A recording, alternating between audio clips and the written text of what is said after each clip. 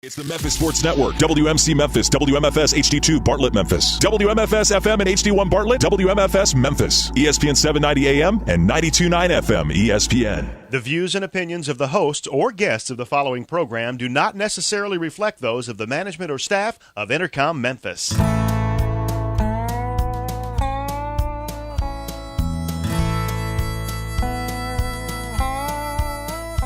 Watch the sunrise, new day's dawning, and it's calling you and me.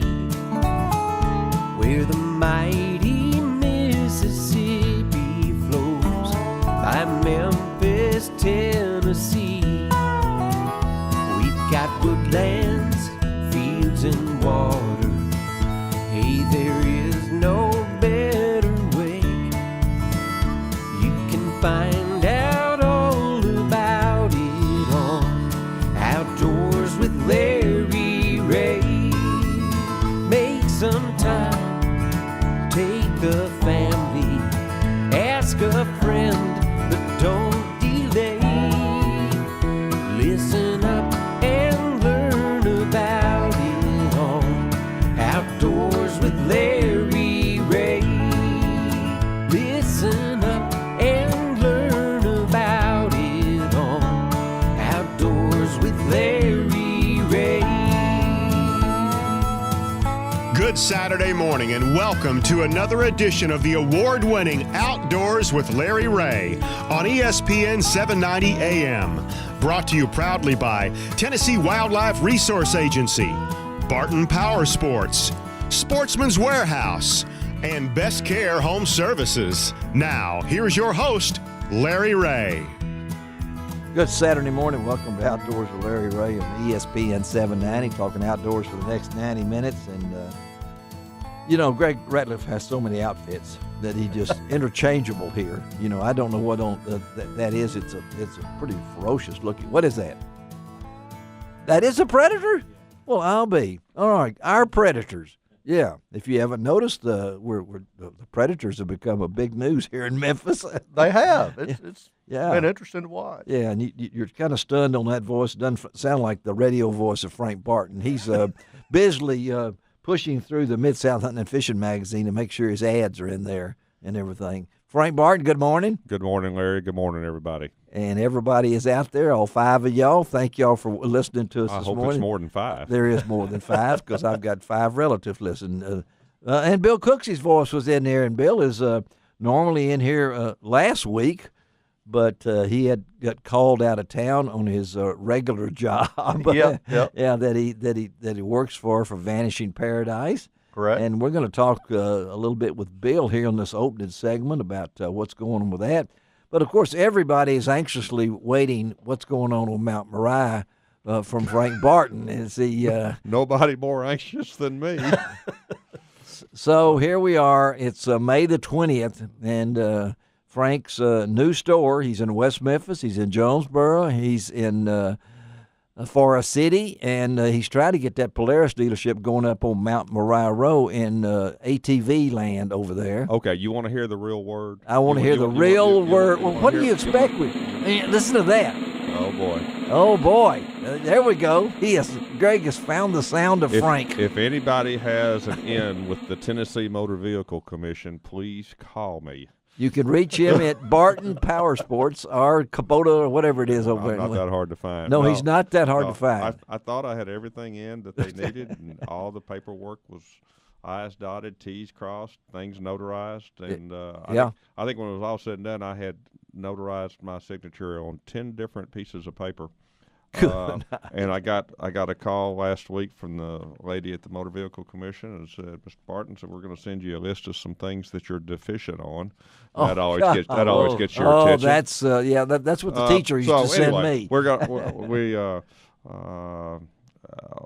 Long story short, I I got everything back to them. Now we're waiting on them to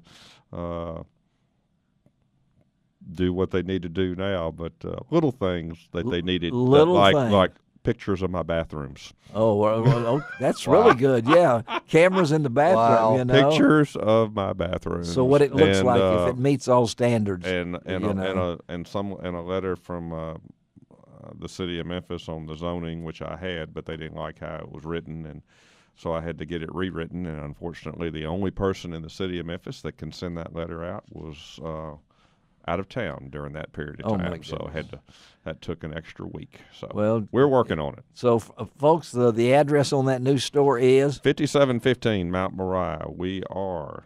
If those of you that remember where Neely's Barbecue used to be. Yes, you're right Mount across Moriah, the street. We are right across the street from them. And wish they'd come all back. I can tell you is it looks gorgeous on the inside. It's not like anything I've ever done at any other business. There you go, folks. It'll when we open, it'll be a showplace. There you go. And Thank you, Larry. We're pulling for you, and Bill, I know that a lot of folks have asked me, just exactly what is Vanishing Paradise and what exactly you do. Right. And you'd like to know that, Frank, wouldn't you? I do. Yeah. Well, Vanishing Paradise is basically the sportsman outreach wing of the National Wildlife Federation. Okay. And National Wildlife Federation is a huge conservation organization in this country, and we have groups in most states we work with. In Tennessee, we have TWF with Mike Butler and those guys. Yeah. Last Wednesday, I was with the Mississippi Wildlife Federation. Down in Madison, you were down there. Meeting. Yeah. We were talking about the Gulf Coast. And right now, my focus is the Gulf Coast, from Texas to Florida. Really? Now, we have people in each of those states working for us, people on the ground, and then I just kind of handle a broader sportsman outreach. But some of the big things right now, I know Frank, it hits close to Frank and I heart, is waterfowl. Yeah. And there we get into the Louisiana coast. Oh, and yeah. People don't realize that coast is going away a football field an hour. Really? It's disappearing that fast, literally a football field an hour. And why is it disappearing? Myriad reasons. Okay. First, channeling the Mississippi River started killing it over a century ago. Okay. That's what I was thinking. The that would be one sedimentation that the Mississippi River provided going back and forth. Then we have, oil companies, which we need the oil, so none of us were against it, and it's not blaming anyone, but they cut those canals into the marsh. Well, that allows saltwater erosion, and the marsh starts dying a little bit at a time. Then every time a storm comes, obviously it accelerates the process. That's right, yeah. So right now there's good stuff going on, though, because we have that oil money from BP. BP spill, and we have other things happening with a coastal master plan, and we're about to really, I think, start seeing some work on the ground to recover this. Okay. It'll take 50 years if they go by the plan to even start turning it around. Yeah, but we can start. Now we have the Everglades going on. The Everglades and all those estuaries and bays in South Florida, they're dying right now. They're dying. I knew that, because there's not water flow coming through the glades and replenishing those Florida's estuaries. having a drought, believe it or not, so they say. So. Right. And, drought, in some ways, isn't as bad as rain, because then all of a sudden you get different water flows coming into those estuaries, and that kills them. Yeah. So even in Isla Mirada, believe it or not, they're seeing fishery problems because the Everglades are in bad shape. But we just had a win. They're going to put a new reservoir in south of Okeechobee. That'll be a big help. It's not enough, but it'll help. But our job is to let sportsmen know what's going on with these issues and what we can do, where we can put pressure to try to make things happen in a positive.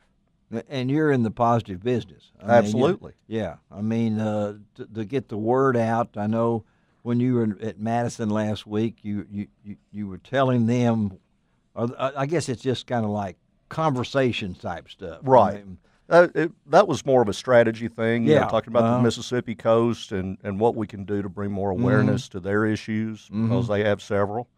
And we have on the Vanishing Paradise site and on the NWF site, we have a lot of information on the specifics for these areas and what's happening. So there's a website you can go to. Tell them what that website is. VanishingParadise.org. And really the name is, I'm big on names. Yeah. But that is really, when you think about it, that's what it is. It is, and we have it right here, and that's kind of the idea. Eventually, I hope we get to work on the Asian carp in Kentucky Lake. Yeah, that's a problem.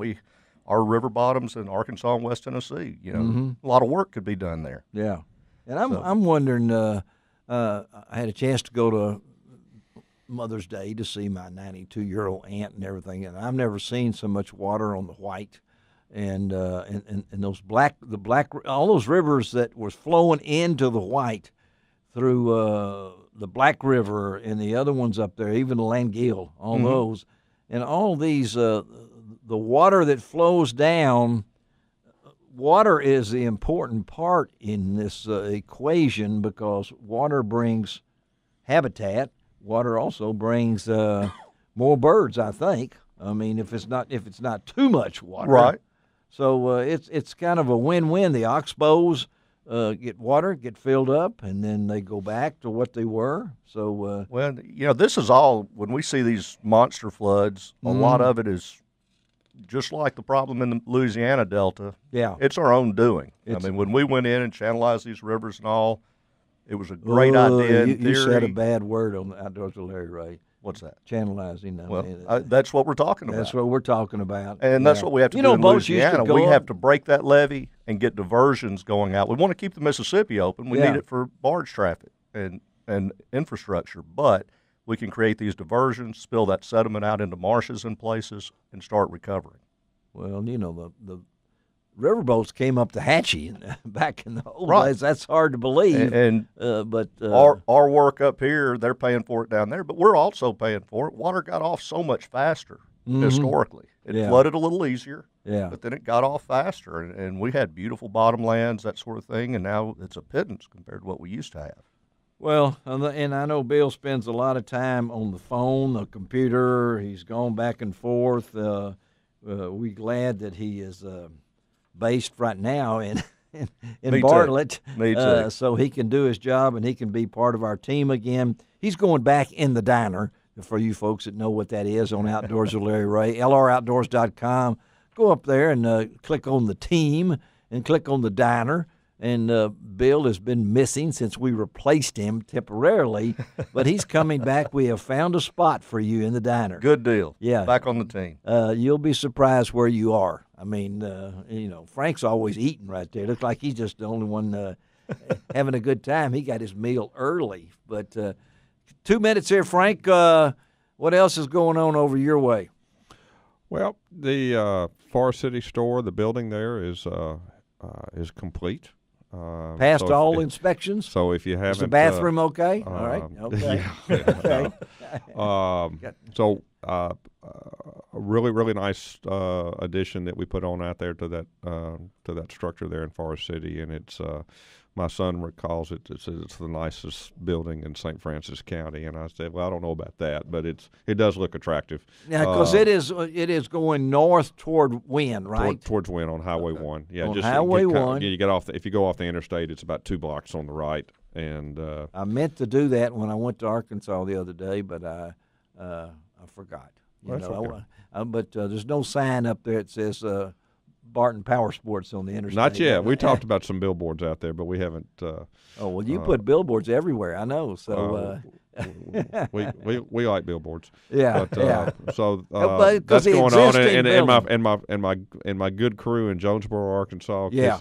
keeps looking at all these new structures going around and all these new places, and they're in the oldest building that we've got. So, but it's easy to find. I go over. It is. There in Jonesboro, we're on Highway 63. Yes. Just a little bit to the west of the Home Depot out there on 63. Yeah. So we're pretty easy to find. And then in West Memphis, very easy, right across from Southland Park Gaming and Racing. And always also known as the dog track. As the dog track. All right, Bill Cooksey in studio, Frank Barton in studio for his regular, and he, I was a little nervous at Frank. He called me early this morning and said, "It's his time." I said, "Get on here, Frank." So, I mean, he is here. Well, you flip me around sometimes. I just want to make well, certain I know that you were back. You were back. That I was still on. And for Bill, this. he's always flipped around. So, all right, take us out of here, Greg Ratliff, and we'll be right back. And we're going down to speak of the Gulf.